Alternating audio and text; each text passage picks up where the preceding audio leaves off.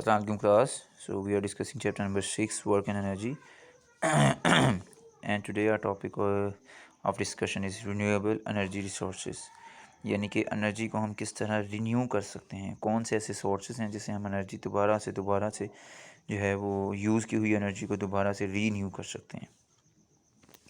First one, energy from water. Energy from water power is very cheap. Dams are being constructed at suitable locations in different parts of the world. पानी से जो है वो energy बनाना बहुत ही आसान और बहुत ही हमारे पास एक सस्ता तरीका है. ठीक है, इसके अंदर कोई हमें बहुत ज़्यादा इन्वेस्टमेंट नहीं करनी पड़ती. सिर्फ ये है कि जहाँ भी जो है वो हमारे रिवर्स पाए जाते हैं, जहाँ भी जो है वो पानी के दरिया होते हैं या समुंदर होते हैं, वहाँ पे हम क्या करते हैं, डैम्स बना देते हैं. तो दरियाओं में डैम्स का काम क्या होता है, एक तो ये जो भी वाटर का प्रेशर आता है उससे different source of energy build होते हैं. जैसा कि डायग्राम में बताया गया है कि पीछे से पानी का प्रेशर आ रहा है. ठीक है, तो हम ऐसी जगह पर जो है वो डैम बनाते हैं जिसकी वजह से पानी का प्रेशर एक फ़्लो के अंदर आता है. फ़्लो के अंदर आके नीचे कुछ टरबाइंस लगी होती हैं जिससे जो पानी के प्रेशर से जो है वो मूव करती हैं. तो पानी के मैकेनिकल वर्क से ये टरबाइंस मूव करती हैं और ये टरबाइन से डायरेक्ट जाकर एक जनरेटर के साथ जुड़ी होती हैं. जब ये टरबाइंस चलती हैं तो ऑटोमेटिकली जनरेटर चल जाता है. जब जनरेटर चलता है तो ये इलेक्ट्रिसिटी प्रोड्यूस करता है. तो इस तरह हम सिंपल पानी के फ़्लो से हम इलेक्ट्रिसिटी जनरेट कर रहे हैं. दूसरी बात कि डैम जो है अगर कभी कभार बारिशों की वजह से ये जो है वो अगर हमारे दरियाओं का पानी बहुत ज़्यादा हो जाए तो इसका ख़तरा होता है कि पानी जो है वो काफ़ी ज़्यादा उस सतह से ज़्यादा हो जाता है. ठीक है, वाटर लेवल काफ़ी हाई हो जाएगा तो उससे जो है ये सैलाब आने का ख़तरा होता है. यानी कि पॉपुलेशन लेवल जहाँ पे लोग रह रहे हैं उनकी जो रेजिडेंशियल एरिया है वहाँ पे ये ख़तरा आने जो है वो पानी का ख़तरा होता है. तो उसमें डैम्स जो हैं ये पानी को स्टोर कर सकते हैं टेम्परेरी पर्पज़ के लिए. और जब पानी की दोबारा से जो है शॉर्टेज होगी या पानी अपने लेवल पे आ जाएगा, जब एक्सेस अमाउंट में नहीं होगा, तो इन्हीं डैम्स के थ्रू हम वाटर को जो है वो दोबारा यूज़ कर सकते हैं. Energy from the sun. Solar energy is energy coming from the sun and it is use directly and indirectly. The sun rays are the ultimate source of life on earth. Solar energy जो है ये वही energy है जो सन से आ रही है हमारे पास, या तो डायरेक्ट सोर्स पे आ रही है या इनडायरेक्ट सोर्स पे आ रही है. तो ज़मीन के ऊपर ज़िंदा रहने के लिए सूरज हमारे लिए बहुत ज़रूरी है. हमने लास्ट लेक्चर में भी पढ़ा था कि सन जो है, सनलाइट की प्रेजेंस में प्लांट्स एक प्रोसेस करते हैं जिसको हम बोलते हैं फोटोसिंथेसिस. उसके अंदर क्या होता है कि कार्बन डाइऑक्साइड प्लांट्स इनटेक करते हैं, ऑक्सीजन एक्सक्रीट करते हैं. और ह्यूमंस की ज़िंदा रहने के लिए ऑक्सीजन सबसे बेसिक पॉइंट है. ठीक है, तो उसमें ये होगा कि ह्यूमंस को सरवाइव करने के लिए एक तो सनलाइट की मौजूदगी में ऑक्सीजन की ज़रूरत है. दूसरी बात, और भी हमारे फूड प्रोडक्ट्स जितने भी हैं वो सूरज की वजह से पकते हैं. और इसके अलावा और भी हमारी बॉडी के अंदर बहुत से जो हैं न्यूट्रिएंट्स हैं जो सिर्फ सनलाइट की वजह से हमें मिलते हैं, जो कि हमें दूसरी एक्सटर्नल डाइट में बहुत मुश्किल से मिलते हैं. तो सन जो है ये ह्यूमन लाइफ का मेजर सोर्स है, जो कि जिसकी वजह से आज तक ह्यूमन लाइफ जो है वो सर्वाइव कर रही है. We are dependent on the sun for all our food and fuels.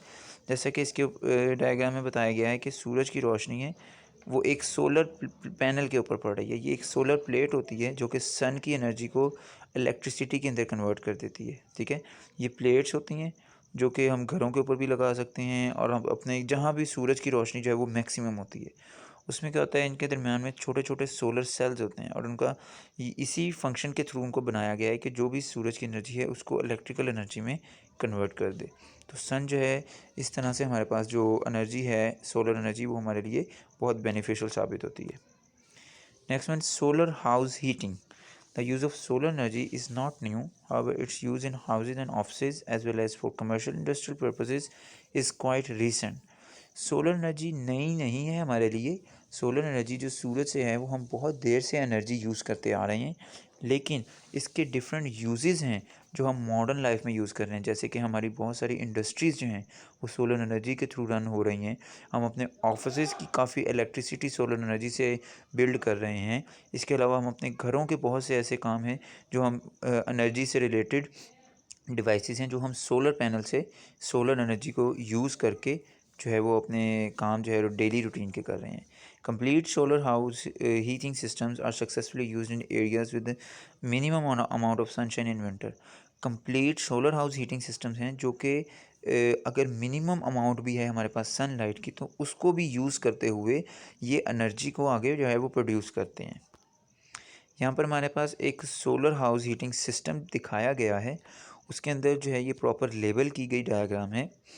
जैसा कि आप देख रहे हैं कि यहाँ पर सबसे पहले हम एक एलुमिनियम फॉयल होती है जिसको जो है वो ग्लास से कवर किया जाता है, यानी शीशे से कवर किया जाता है।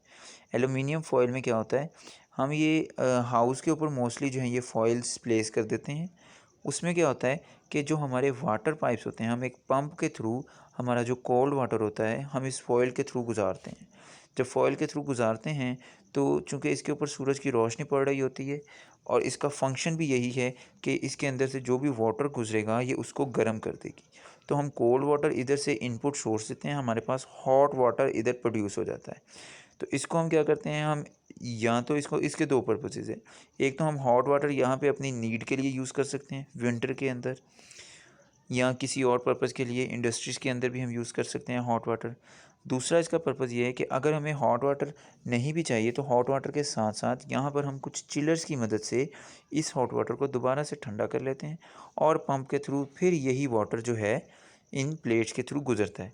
यानी कि हम हॉट वाटर भी ले लेते हैं और अपनी नीड के मुताबिक कोल्ड वाटर भी हमें मिल जाता है।